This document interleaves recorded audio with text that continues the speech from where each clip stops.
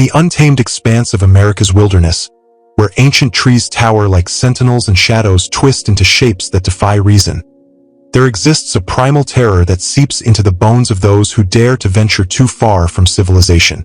I'm the Forbidden Excavation, and today I bring you a chilling documentary-style recounting of true horror stories, pieced together from the fractured testimonies of survivors who faced the unimaginable in the remote forests of the United States. These are not mere campfire tales or urban legends. These are raw, unfiltered accounts of survival against predators, human, inhuman, and something far worse, that stalk the darkest corners of the wild. From the suffocating pines of Florida's Ocala National Forest to the jagged, icy peaks of Alaska's Wrangell St. Elias, this journey will plunge you into a world where isolation turns deadly, where the forest itself seems to conspire against you, and where the line between man and monster blurs into a nightmare.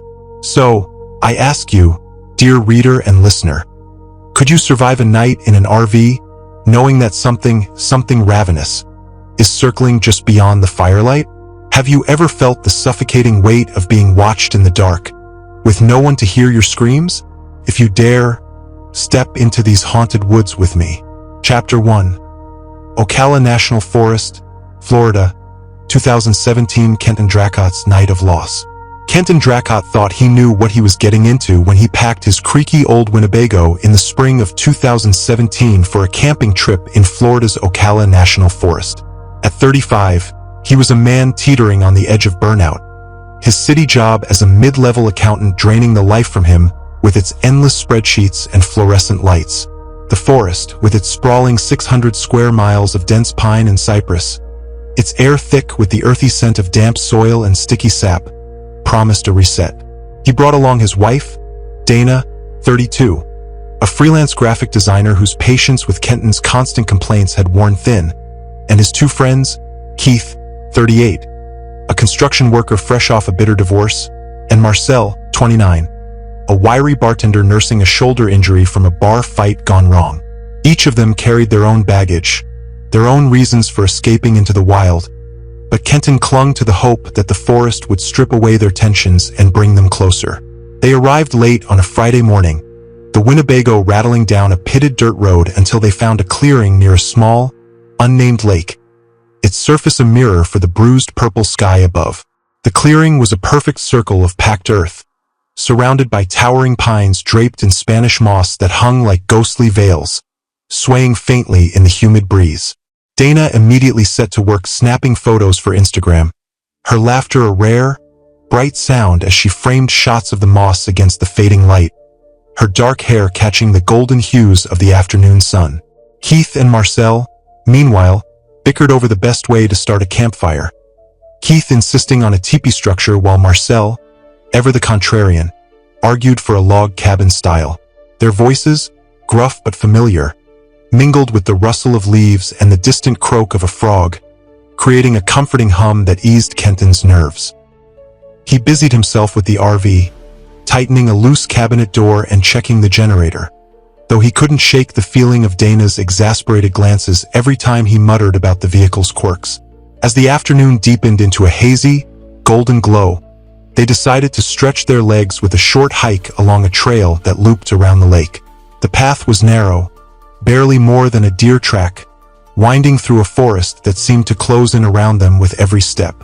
The trees leaned inward, their branches knitting together to form a suffocating canopy that filtered the sunlight into a dim, greenish haze. The air was thick, heavy with the promise of rain, and the scent of pine sap mingled with the faint, sour rot of the undergrowth. At first, the trail felt alive with small wonders. A cardinal flitted overhead, its red wings a stark contrast against the muted greens. A deer darted through the brush, its hooves a soft thud against the earth. And Keith even cracked a rare smile, joking about wishing he'd brought his fishing rod to catch dinner from the lake. But halfway through the loop, the atmosphere shifted with a suddenness that made Kenton's stomach clench. The birds fell silent, their songs replaced by a stillness so profound it seemed to press against his eardrums, amplifying the sound of his own breathing. The air grew heavier, as if the forest itself was holding its breath, watching them. Marcel tried to lighten the mood with a quip about the woods being the perfect place to hide a body, but the laughter that followed was forced, tinged with unease, and Dana's grip on Kenton's hand tightened. Rounding a bend in the trail, they stumbled upon a sight that turned their unease into raw, visceral dread. Before them lay an abandoned campsite, its remnants scattered like the aftermath of a violent storm. A bright orange tent stood in tatters, its fabric hanging in strips like flayed skin, swaying faintly in the breeze as if still trembling from whatever had torn it apart. A cooler had been overturned, its contents, half-eaten sandwiches, a bag of apples, a pack of hot dogs, spilled across the dirt, already rotting in the humid air, the stench of decay curling into their nostrils like a warning. A sleeping bag, crusted with a dark, unidentifiable stain that looked too much like dried blood, lay crumpled in the underbrush, its zipper glinting dully in the dim light. Keith muttered something about a bear attack, his voice low and uncertain, but Marcel shook his head, pointing out the absence of claw marks or the chaotic tearing an animal would leave behind. The tent had been slashed with deliberate precision, each cut clean and straight, as if made by a blade. The cooler's lid had been carved open with the same intentionality, the plastic scored with deep, even lines that spoke of human or near-human hands. Dana's voice trembled as she suggested they turn back, her earlier enthusiasm replaced by a primal instinct to flee, her brown eyes wide with a fear Kenton hadn't seen since the early days of their marriage, when a car accident had nearly taken her life. But Keith, ever the thrill-seeker, wanted to investigate, his curiosity overriding his better judgment, a trait that had cost him his marriage when his ex-wife grew tired of his recklessness. Against Kenton's protests, they pressed closer, the ground beneath their feet churned up as if a struggle had taken place, the dirt scored with deep gouges and smeared with more of that dark, sticky stain. Marcel spotted a torn piece of fabric snagged on a low-hanging branch, dark red, almost black, and nothing like the tent's bright orange, its edges frayed as if it had been ripped from someone's clothing in a desperate fight. Keith, digging through the dirt with a stick, unearthed a weathered notebook, its pages damp and clinging together, the ink smeared from exposure to the elements. The few legible words scrawled across them in a frantic, uneven hand sent a chill down Kenton's spine. "It's watching us. Don't go near the lake." The handwriting was jagged, as if the writer had been trembling, and a smeared fingerprint in the corner looked too much like blood for comfort. That was enough for Dana. She turned and marched back toward the RV, her steps quick and purposeful, her camera swinging from her neck like a pendulum as she muttered about needing to get out of there. Kenton followed, his heart pounding in his chest, the weight of the notebook's warning pressing against his thoughts like a physical thing. Keith and Marcel lingered, their curiosity a dangerous lure, with Keith pocketing the notebook to examine later, his fingers trembling slightly as he tucked it into his jacket. By the time they returned to the campsite, the sun was dipping below the horizon, bathing the forest in an eerie half-light that sharpened every shadow into something menacing. They decided to stay the night, hoping to shake off the day's unease with burgers and beer, the sizzle of the grill and the crackle of the fire a desperate attempt to reclaim normalcy. The notebook sat untouched on the picnic table, its curled pages a silent accusation as the flames cast flickering shadows across its cover. They tried to laugh, to reclaim the lightness of the morning. Keith told a bad joke about a lawyer and a priest. Marcel boasted about his non-existent survival skills. But the forest silence pressed in, a suffocating weight that made every forced chuckle sound hollow. Around 9 p.m., a sound shattered the stillness. A noise somewhere between a scream and a howl, distant but sharp enough to freeze them in their tracks, echoing through the trees like a predator's call.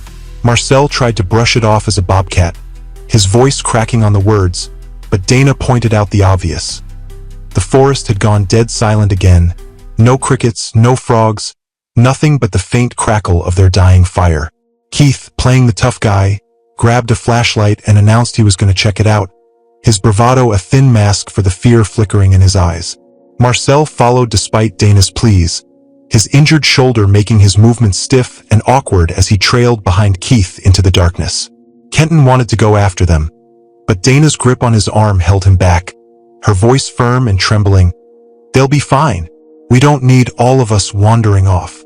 10 minutes passed, then 20, each second stretching into an eternity as Kenton and Dana sat by the fire, the flames casting long shadows that danced across the clearing like specters. Dana wrung her hands, her eyes darting toward the treeline, her breathing shallow and quick. Finally, footsteps crunched through the underbrush, and Keith emerged, his face pale, his hands trembling as he clutched the flashlight like a lifeline. Marcel was right behind him, muttering incoherently, his voice a frantic whisper that sent a fresh wave of dread through Kenton's chest. When Kenton demanded to know what they'd seen, Keith shook his head, his voice a hollow rasp. "We need to leave, now." But Marcel couldn't stop talking, his words spilling out in a panicked rush as he described a creature. Huge, humanoid but not human, with mottled skin like a lizard's, pale and glistening in the flashlight's beam. Its arms too long for its body, hanging almost to its knees, and its movements a predatory grace that made Kenton's skin crawl. Its eyes, Marcel stammered, were the worst, small, black and unblinking, set deep in a face that was too narrow, too angular to be human, reflecting the light in a way that made them glow like polished obsidian. Keith snapped at him to shut up, his voice sharp with fear, but the damage was done. Kenton tried to calm them, suggesting it might have been a bear, his rational mind grasping for an explanation, but Keith's glare silenced him.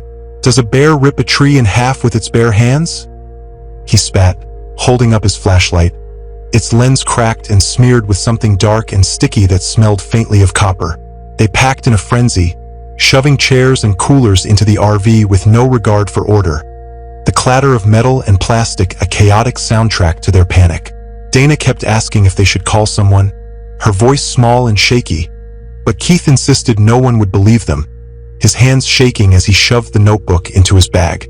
They made it 3 miles down the dirt road before the RV's engine sputtered and died with a pathetic whine, the dashboard lights flickering out as the vehicle rolled to a stop. Kenton cursed, trying the ignition again, but it was no use. The engine was dead, and the darkness outside seemed to press against the windows like a living thing. Keith slammed his fist against the dashboard, muttering about horror movie cliches, while Kenton stepped outside to check the engine, flashlight in hand, the beam trembling as he swept it across the road. The darkness was absolute, swallowing the light as he fumbled with the hood, his hands slick with sweat despite the cool night air. Then Dana's trembling voice called from inside the RV, "Kenton, I saw something move in the trees." He told her it was her imagination, his voice tight with forced calm, but his heart was pounding so hard he thought it might burst. Then he heard it, a sound like wet leather slapping against the ground, rhythmic and deliberate, coming from the darkness behind him. He turned his flashlight, the beam catching a glimpse of something darting between the trees, too fast to identify but too large to be a trick of the mind. Slamming the hood shut, he bolted back to the RV, locking the door behind him with a shaking hand. They sat in silence, listening as the sound grew closer, the wet slaps punctuated by a low, guttural growl that seemed to vibrate through the RV's metal frame. Then came the scratching, long, slow drags of something sharp against the RV's side, each scrape sending a jolt of terror through Kenton's body. Keith grabbed a kitchen knife from the counter. Marcel armed himself with a fire poker, its tip bent from years of use, and Dana clutched Kenton's arm, her nails digging into his skin as she whispered prayers under her breath. The scratching stopped, and for a moment, Kenton thought it might be over, his breath catching in his throat as he strained to hear anything over the pounding of his own heart. But then the RV shook violently, as if something had slammed into it with the force of a battering ram, the impact knocking a lamp off the table and sending it crashing to the floor. Dana screamed, her voice raw with terror, and Keith shouted for Kenton to start the engine. But it was still dead, the keys useless in his trembling hand. Marcel yanked back a curtain, his face going white as he whispered, "It's right there." Through the shattered window, Kenton saw it, a hunched figure just outside the beam of the dropped flashlight, its arms hanging to its knees, skin pale and stretched tight over its bones, mottled with patches like a dead fish left too long in the sun. It cocked its head, as if listening, its movements unnaturally smooth, then let out a low, guttural sound.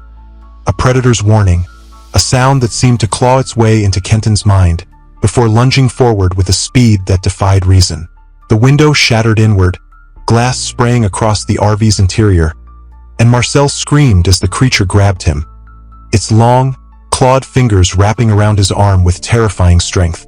It yanked him through the broken window, his body scraping against the jagged edges as he flailed, his screams echoing through the trees like a wounded animal's cry. Keith and Kenton tried to pull him back, grabbing his legs, but the creature was too strong, its grip unyielding as it dragged Marcel into the night. His screams grew fainter, then stopped abruptly, replaced by a silence more terrifying than the chaos, a silence that seemed to swallow the forest whole. They locked the doors and huddled in the center of the RV, the vehicle shaking as the creature circled, its claws scraping against the metal with a rhythm that felt almost taunting. Dana passed out from exhaustion, her body slumped against Kenton's shoulder, while Keith sat with the knife in his lap, his eyes fixed on the door, and Kenton stayed by the driver's seat, eyes darting between the windows, waiting for dawn with a desperation he'd never known. When the first light broke through the trees, casting a pale, gray glow across the clearing, the creature was gone, as if it had melted into the shadows. They ventured outside, the air thick with the scent of pine and blood, and found the ground torn up around the RV, deep claw marks etched into the dirt like a predator's signature. Blood smeared the RV's side where Marcel had been taken, a dark, glistening trail leading into the forest. 20 yards away, they found his body, or what was left of it. His torso had been ripped open, ribs jutting out like broken teeth, his face frozen in a scream that Kenton knew he'd see in his nightmares for the rest of his life. The sight made Keith vomit into the underbrush, his retching the only sound in the stillness, and Kenton knew they couldn't call the cops. No one would believe them, and the evidence would only raise questions they couldn't answer. They buried Marcel as best they could, using a shovel from the RV to dig a shallow grave, their hands trembling as they covered him with dirt, and left the RV sputtering to life just long enough to get them to the main road, as if the forest was finally letting them go. Weeks later, Kenton sat in his darkened apartment, the blinds drawn tight, researching cryptids on his laptop with an obsession that worried Dana.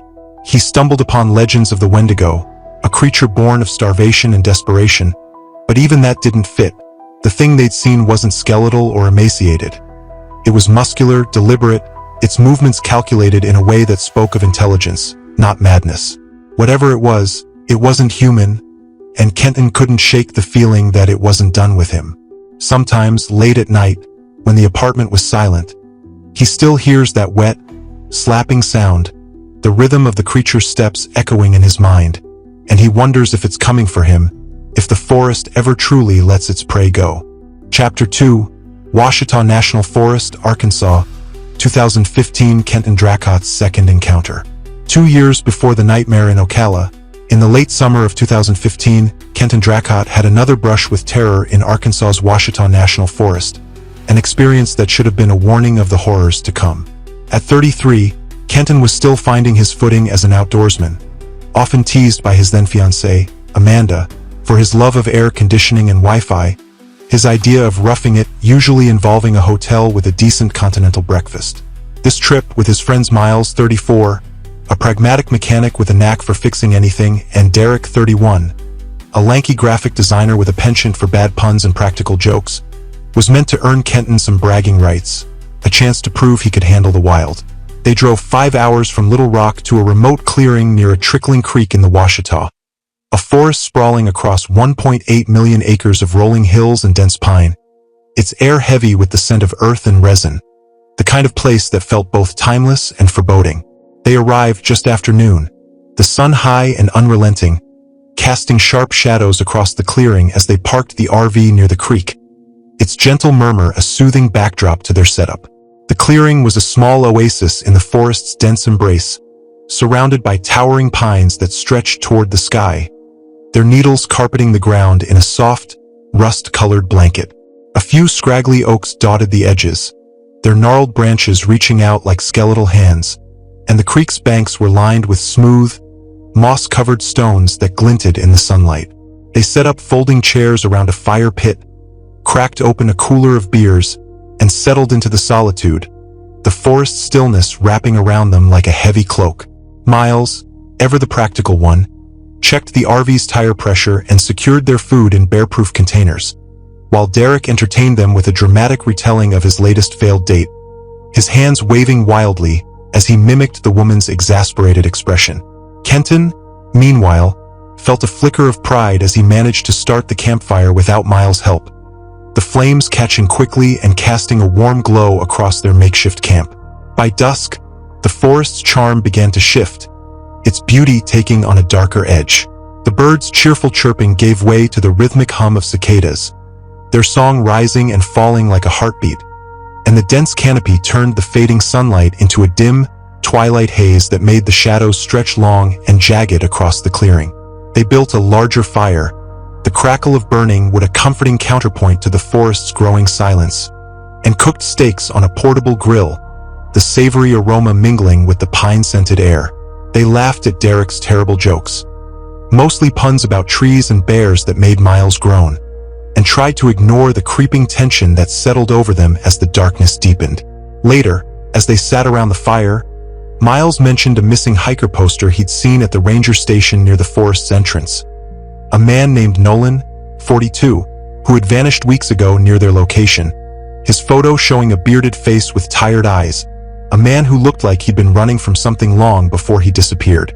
Derek quipped about horror movie cliches, joking that they'd probably find Nolan's ghost haunting the creek, but the humor fell flat, the mood shifting as the fire's shadows danced across their faces, turning their expressions into masks of unease.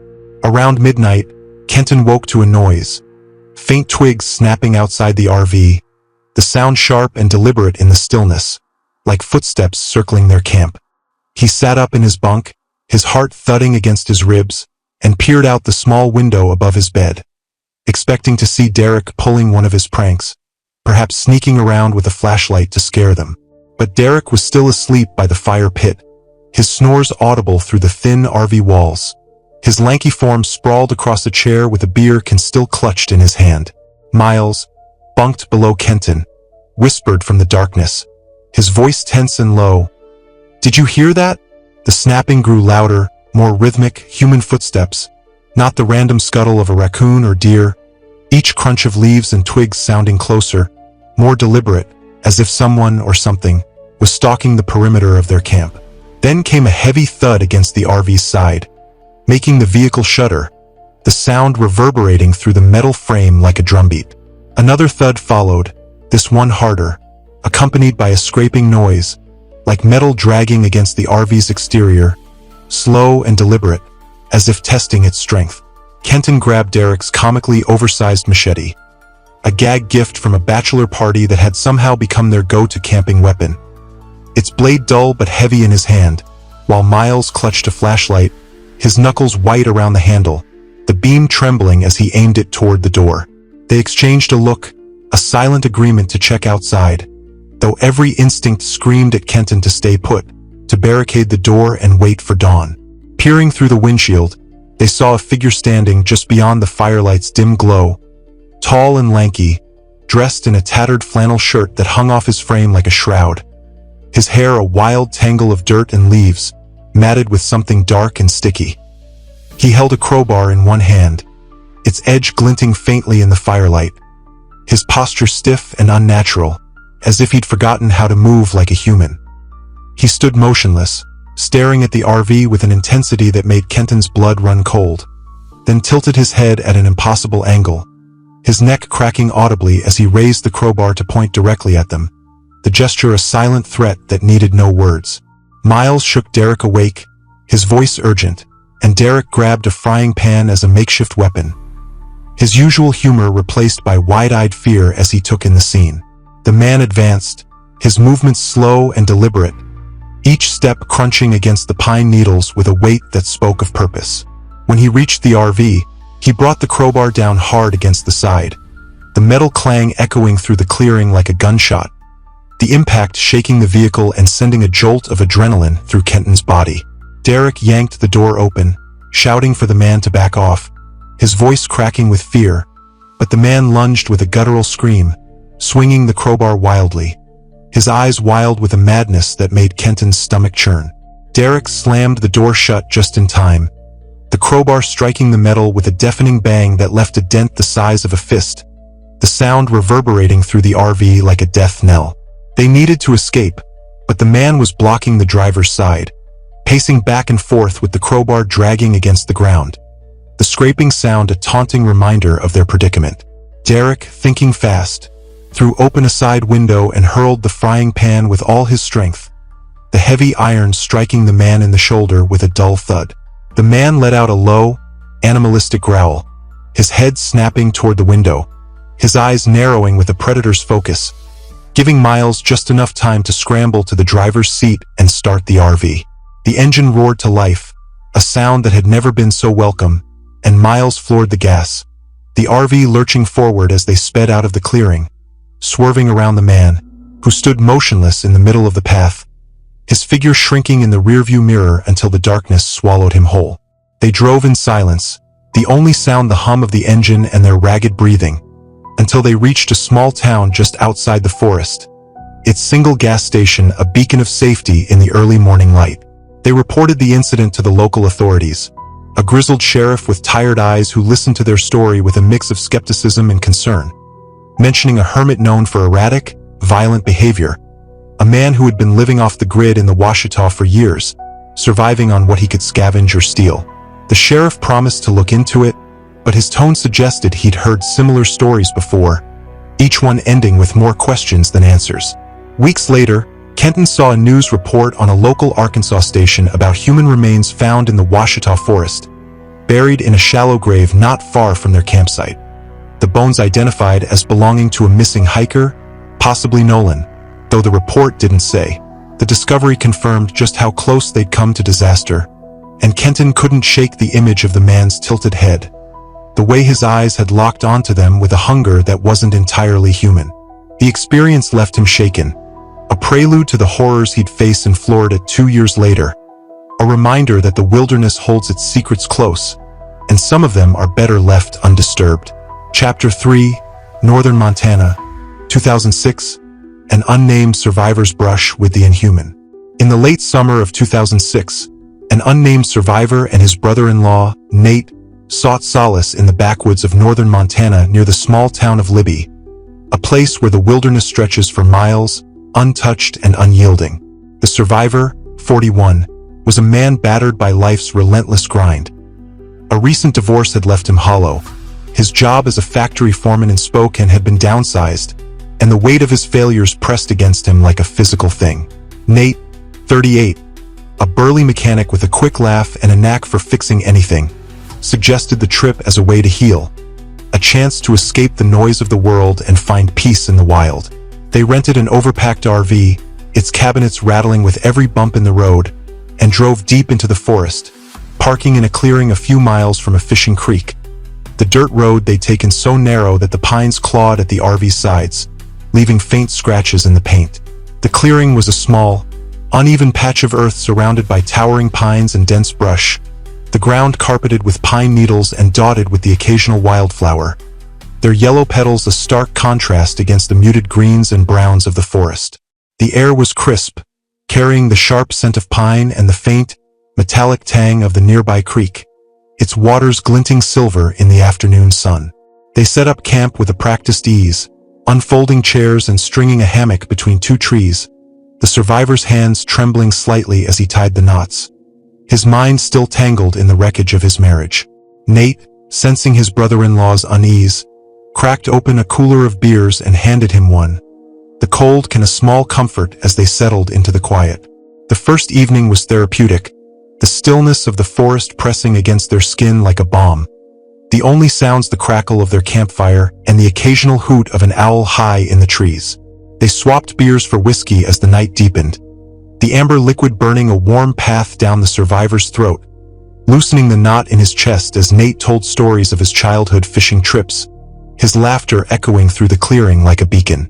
But as the stars emerged, a faint, rhythmic thumping broke the silence, distant, irregular, like heavy stones dropped into soft dirt, the sound carrying on the wind with a weight that made the survivor's skin prickle. He tried to dismiss it as an animal, perhaps a deer or a bear moving through the underbrush.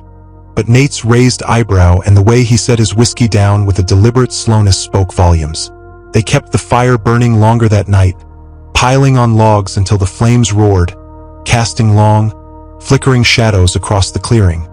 The heat a desperate attempt to ward off the growing unease. They retreated to the RV around midnight, the survivor locking the door behind them with a click that felt too loud in the silence. The forest stillness now a suffocating presence that seemed to press against the windows. At 3 a.m., a loud bang against the RV jolted the survivor awake, the sound reverberating through the metal frame like a gunshot, followed by a dragging noise from the roof, deliberate and calculated, as if something heavy was moving across it with purpose.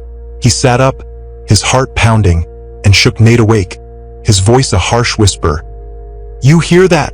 Nate nodded, his eyes wide in the dim glow of the RV's interior light, and they listened as the RV began to shake, the cabinets rattling, a coffee mug crashing to the floor with a sharp crack.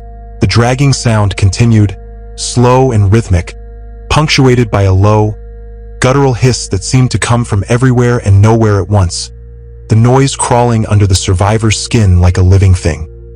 He grabbed a cast-iron skillet from the counter, its weight a small comfort in his trembling hand, while Nate clutched a hunting knife, its blade glinting faintly as he positioned himself near the door, his breathing shallow and quick.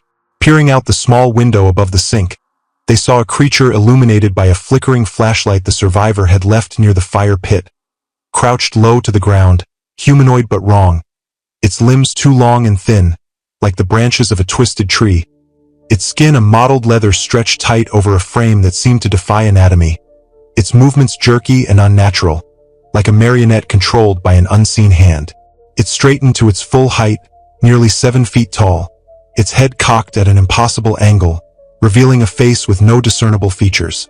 No eyes, no mouth, just a smooth expanse of skin that seemed to ripple with every movement, as if something beneath was trying to break free. It turned toward the RV, its head tilting as if it could sense their gaze, and then it bolted forward, its long limbs propelling it with terrifying speed, slamming into the door with a force that dented the metal inward, the impact shaking the RV like a toy.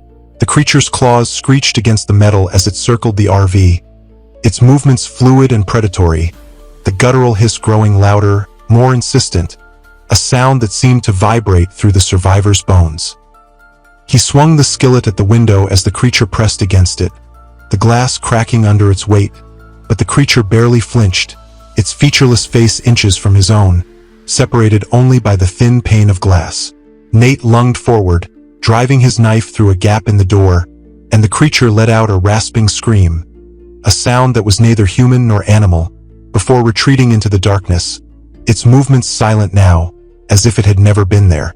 The attack stopped abruptly, the silence that followed more unnerving than the chaos, the forest holding its breath as the survivor and Nate sat back to back, weapons in hand, waiting for dawn with a desperation that made their hands shake.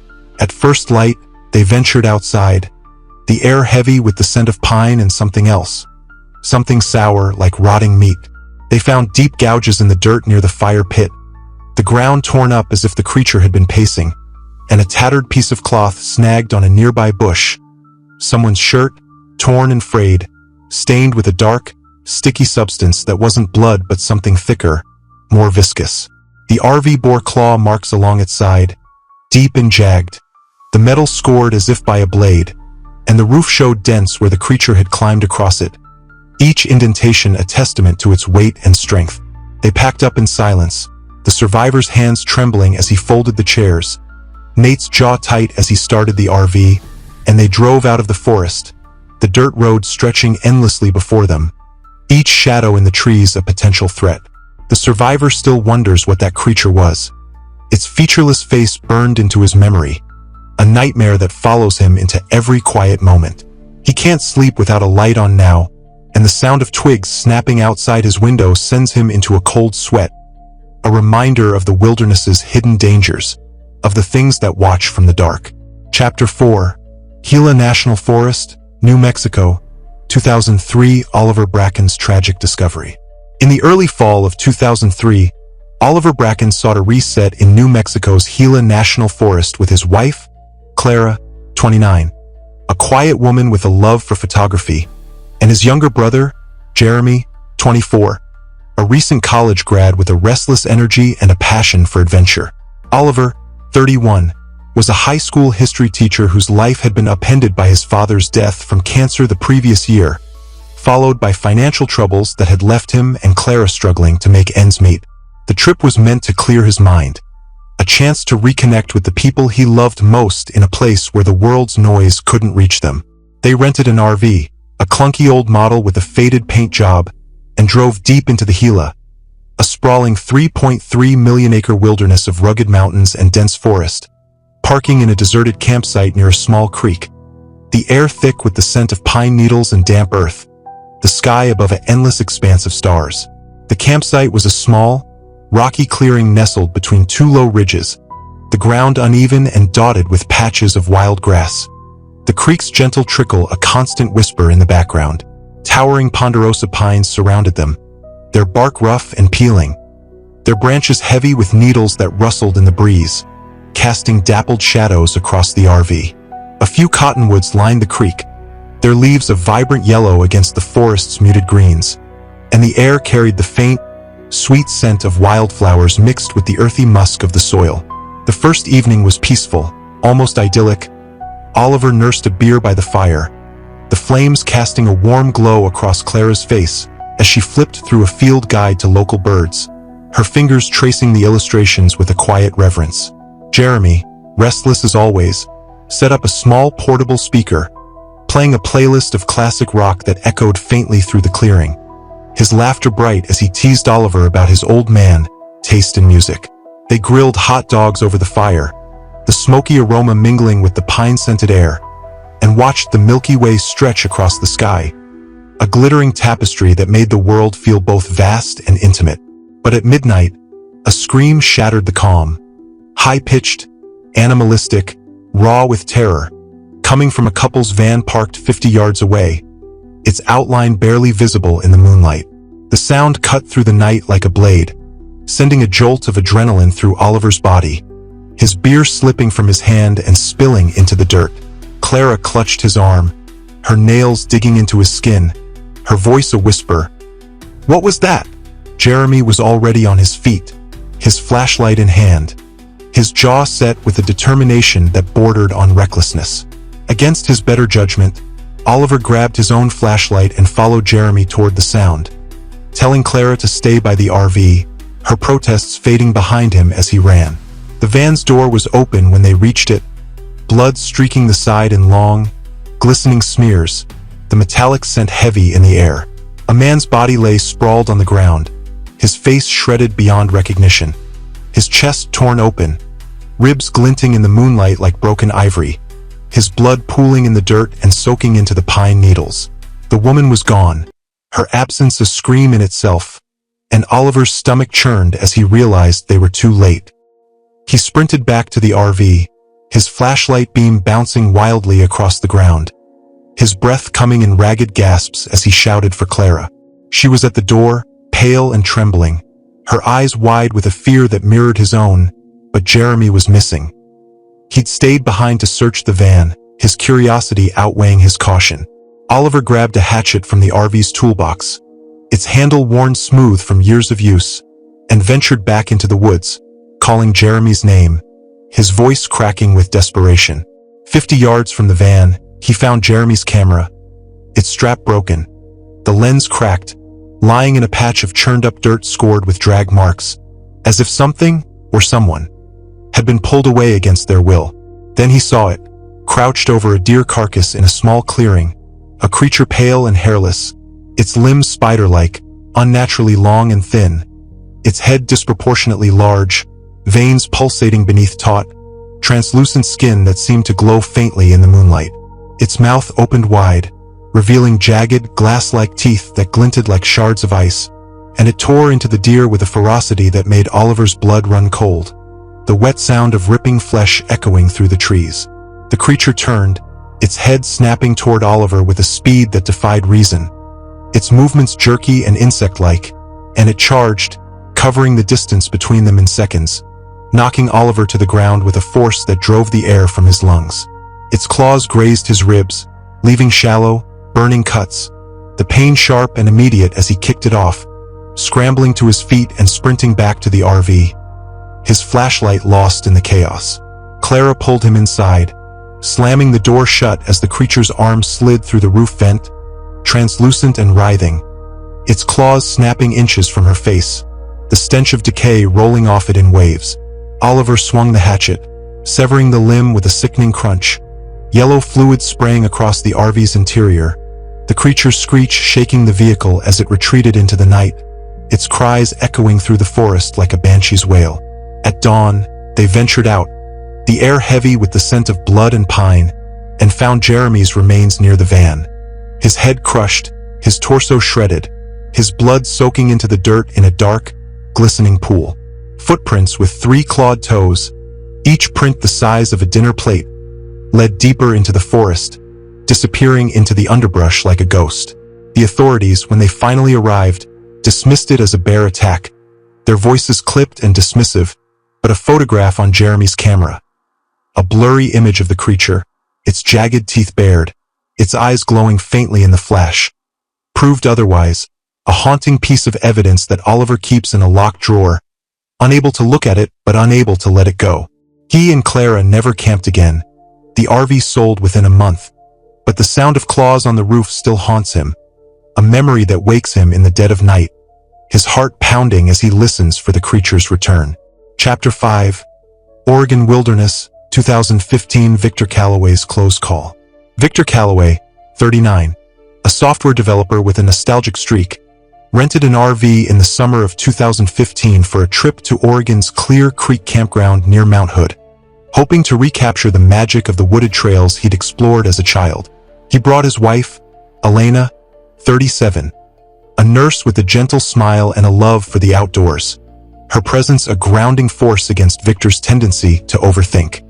They parked in a shaded spot near the campground's edge, the RV nestled between towering Douglas firs, their branches heavy with needles that filtered the sunlight into a soft, green glow.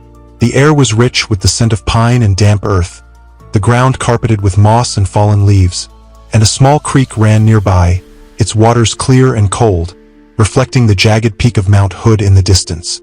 They strung fairy lights around the RV's windows, the tiny bulbs casting a warm, golden glow that created a cozy bubble against the darkening forest. And Elena hummed softly as she set up a small table for dinner, her movements calm and deliberate. The first night was idyllic, the fairy lights twinkling like stars as they shared a bottle of wine, the crisp air carrying the faint scent of wildflowers from the meadow nearby. But at midnight, Victor woke to use the restroom, stepping outside into a forest that was unnaturally silent. No crickets, no rustling leaves, just a heavy, oppressive stillness that made his skin prickle. The fairy lights cast long shadows across the ground, their glow barely reaching the treeline, and as Victor scanned the darkness, he noticed one of their solar lights shattered, its plastic casing cracked and scattered across the dirt. Drag marks stretched from the broken light into the forest, deep and uneven, as if something heavy had been pulled through the underbrush, and near the edge of the clearing. He found a torn sneaker, its fabric shredded, the sole stained with something dark and sticky that smelled faintly of copper. The next morning, they decided to hike a trail that wound through the forest, hoping to shake off the unease of the night before. The trail was narrow, flanked by ferns and towering firs, the air cool and damp, the scent of pine and moss a constant presence. They reached a clearing by a creek, the water sparkling in the sunlight, the scene picturesque but eerily silent. No birds sang, no insects buzzed, the forest holding its breath as if waiting for something. Victor crossed the creek, balancing on a fallen log, and noticed a piece of torn red fabric caught on a jagged branch. A jacket, its edges frayed, the ground nearby churned up from a struggle, the dirt scored with deep scratches that looked too deliberate to be random. The feeling of being watched grew, a weight on the back of his neck that made his pulse quicken, and Elena's voice trembled as she suggested they head back, her hand gripping his arm tightly as they retraced their steps. They packed up the RV that afternoon, cutting their trip short, the forest's beauty now tainted by a sense of dread that lingered like a bad dream. As they loaded the last of their gear, a man approached from the trail, tall and lanky, with a gaunt face and eyes that seemed to look through them. His clothes worn and patched, his hands fidgeting with a nervous energy. He asked if they'd seen his brother, his voice low and desperate, describing a man in a red jacket who'd gone missing the day before. Victor mentioned the sneaker and the fabric, his stomach twisting as the man's expression darkened, and the man nodded, muttering something under his breath before walking off into the forest, his steps quick and purposeful. They left the campground, the RV rattling down the dirt road as they headed for the highway, the forest stretching endlessly on either side, its shadows long and menacing in the late afternoon light. 30 minutes down the road, they stopped at a small diner, its neon sign buzzing faintly in the dusk, and Victor overheard a conversation between a sheriff and a waitress. Reports of missing people in the area, hikers and campers vanishing without a trace, even a ranger who disappeared the previous month. The sheriff mentioned remains found deep in the forest, bones scattered and gnawed, but the attacks didn't fit a bear or mountain lion. The wounds too precise, too deliberate, the scenes too staged. Victor's blood ran cold as he realized how close they'd come to becoming another statistic, and he and Elena drove on, the diner fading in the rearview mirror, the forest's grip loosening with every mile. But as they rounded a bend, they saw the man who'd approached them lying on the side of the road, his body twisted at an unnatural angle, gashes across his back, his eyes wide in a silent scream, blood pooling beneath him in a dark, glistening stain. In the trees beyond, Victor glimpsed a creature, hunched, with sinewy limbs and gray, mottled skin, its movements insect-like, jerky and deliberate, its head turning toward them with a slow, predatory grace, the stench of rot rolling off it in waves. They floored the gas, the RV lurching forward, the sheriff arriving in a patrol car as they sped away. But Victor never learned if the creature was found. Camping lost its appeal forever. The memory of that creature's gaze a shadow that follows him into every quiet moment. Chapter 6, Moosehead Lake, Maine, 1997. Ezra Callahan's desperate escape. Ezra Callahan, 44, a solitary man with a love for the outdoors, sought solitude in the late summer of 1997 at a campground near Moosehead Lake in Maine. A vast, remote expanse of water surrounded by dense forest, its surface a mirror for the endless sky. After a year of personal turmoil, a failed business venture and a falling out with his family, Ezra needed the quiet, a place where he could hear his own thoughts without the world's interference. He drove his RV, a battered old model he'd bought secondhand, to a campground near the lake's northern shore, parking in a spot near the water, the air crisp with the scent of pine and the faint, briny tang of the lake. The campground was mostly empty, the season winding down, and Ezra relished the isolation. The only sounds the gentle lapping of the lake against the shore and the rustle of leaves in the breeze. The campsite was a small, grassy patch near the water's edge, surrounded by towering pines and spruces, their branches heavy with needles, the ground soft with moss and dotted with smooth, lake-worn stones. A few birch trees stood nearby, their white bark peeling in thin strips, and the lake stretched out before him, its surface a deep, inky blue in the fading light, reflecting the first stars as they emerged. The first day was serene. Ezra grilled a steak over a small fire, the smoky aroma mingling with the pine-scented air, and sat by the lake with a book, the pages yellowed and dog-eared, the words a quiet comfort as the sun dipped below the horizon. But at 9 p.m., a heavy crunch in the woods broke the silence, the sound too deliberate, too rhythmic to be a deer or a fox, each step crunching through the underbrush with a weight that made Ezra's heart skip a beat. He called out, gripping his pocket knife, its blade small but sharp, but got no response, the silence that followed heavier than before, the forest watching him with 1,000 unseen eyes. He doused the fire, the embers hissing as they died, and retreated to the RV, locking the door behind him, the darkness outside a heavy wall that seemed to press against the windows. After midnight, a rhythmic tapping on the rear window woke him, sharp and deliberate, like fingernails on glass, followed by heavy footsteps circling the RV, each step slow and measured, the ground creaking under the weight of whatever was out there.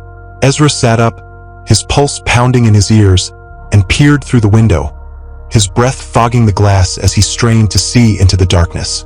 A man, or something like one, stood just outside, tall and lean, its movements jerky and insect-like, its skin pale and luminescent, glowing faintly in the moonlight, its limbs unnaturally long, bending at angles that defied anatomy.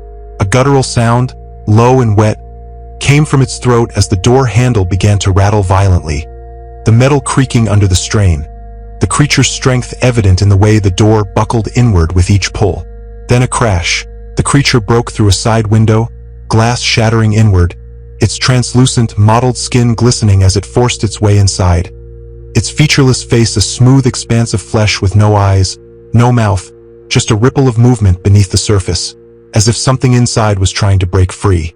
It lunged, swatting Ezra aside with a force that sent him crashing into the RV's counter, his ribs bruising against the edge, the pain sharp and immediate as the creature's stench filled the air.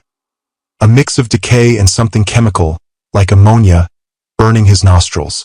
Ezra fought back with a fire extinguisher, spraying the creature with a cloud of white foam, the hiss of the canister loud in the confined space, but it barely flinched, its long arms slashing at him, claws grazing his shoulder, leaving shallow cuts that burned like fire. He grabbed his knife and slashed at its arm, yellow fluid oozing from the wound, the creature's scream a high-pitched wail that shook the RV as it recoiled. Ezra bolted through the broken door, running toward the lake, his breath ragged, his legs burning as he stumbled over rocks and roots. He reached another RV parked nearby, its owners gone, and found a can of lighter fluid inside, dousing the vehicle and setting it ablaze with a match, the flames roaring to life as a distraction. The creature turned toward the fire, its movements jerky and confused, giving Ezra time to run deeper into the forest, the lake's edge a silver line in the distance. He hid among the trees, his body pressed against the rough bark of a pine, the scent of sap and smoke heavy in the air, until dawn broke, the first light filtering through the branches in a pale gray glow. He returned to his RV, finding claw marks etched into the side, deep and jagged, yellow fluid smeared across the ground, the trail leading into the forest but fading into nothing, as if the creature had vanished. The authorities, when he called them, dismissed it as a wild animal attack, their voices clipped and skeptical, but Ezra knew better. The creature's featureless face, its alien movements, were nothing natural, nothing of this world. He sold the RV and never returned to Moosehead Lake, but the memory of that night lingers, the tapping on the window a sound that wakes him in the dead of night, his heart pounding as he listens for the creature's return. Chapter 7. Wrangell St. Elias, Alaska, 2019. Vance Redmond's narrow escape. Vance Redmond, 29, and his friend Cole, 30, both avid outdoorsmen, visited Alaska's Wrangell St. Elias National Park in the late summer of 2019, seeking the raw, untouched beauty of one of America's largest wilderness areas. They parked their RV in an isolated spot off Nabesna Road, a remote stretch of dirt that wound through the park's rugged terrain, the landscape a mix of jagged peaks and sprawling valleys, the air sharp with the scent of pine and the faint, icy tang of the nearby mountains.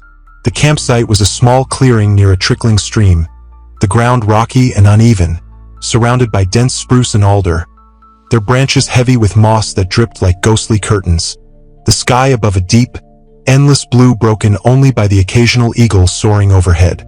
They set up camp with a quiet efficiency, Vance grilling burgers on a portable stove while Cole strung a tarp over their chairs, his laughter bright as he told dumb jokes about bears and moose, the kind of humor that felt like a shield against the wilderness's vastness. The first day was perfect, the kind of day that reminded Vance why he loved the outdoors.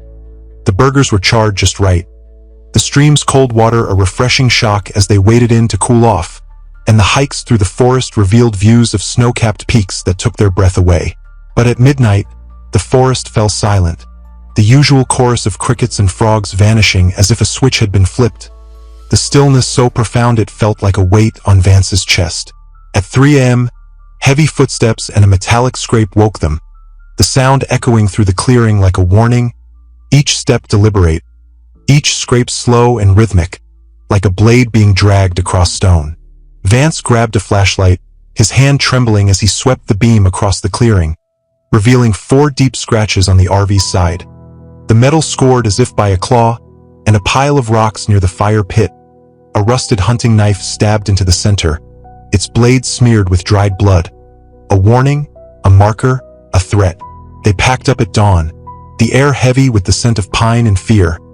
Their movements quick and frantic as they threw gear into the RV, the forest watching them with 1,000 unseen eyes. As they drove out, a man stood in the middle of the road, his figure tall and gaunt, his face scarred and weathered, his clothes tattered, a hatchet in his hand, its blade glinting faintly in the early light. His eyes locked onto them, a cold, predatory stare that made Vance's blood run cold, and he gestured for them to stop, his movements slow and deliberate, a smile curling his lips that was anything but friendly. Vance swerved around him, the RV's tires kicking up dust as they sped away, the man's figure shrinking in the rearview mirror, his hatchet raised like a promise. They reported the incident at a ranger station an hour away, the ranger's face grim as he confirmed sightings of a man matching the description. A hermit known for targeting campers, his motives unclear but his actions violent. A shadow in the wilderness that left no trace. Online research later revealed unsolved disappearances in the area. One survivor's account mentioning a wild man with a hatchet who'd stalked their camp, leaving piles of rocks as markers, a ritual that felt like a hunter marking his territory. Vance never returned to Rangelesti. Elias, the image of that man's scarred face haunting him, a reminder of how close they'd come to becoming another story, another set of bones in the wilderness.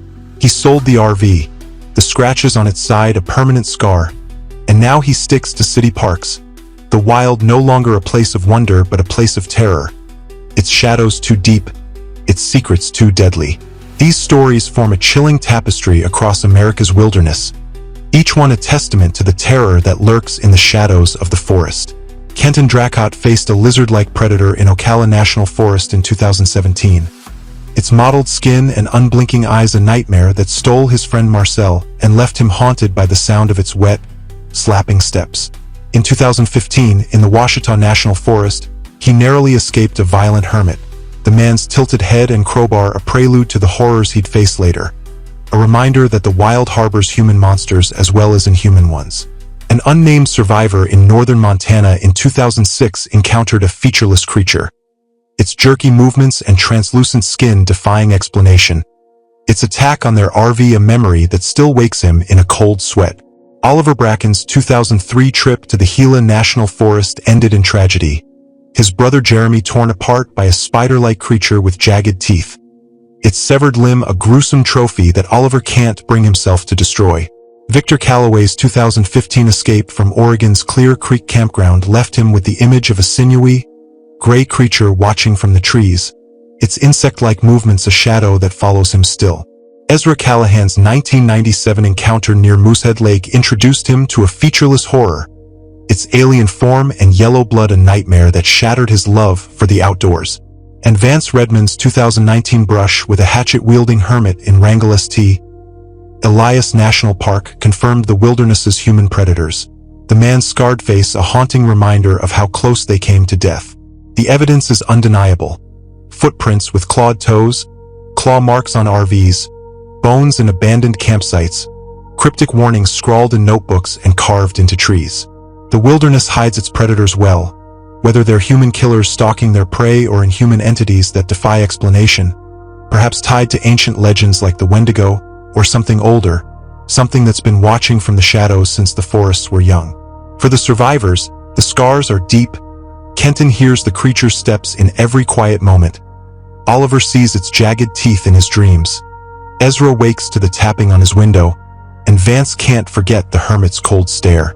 Each of them left the wild, but the wild never left them, its grip a permanent mark on their souls. So I ask again, could you endure a night in these forests, knowing what waits in the shadows?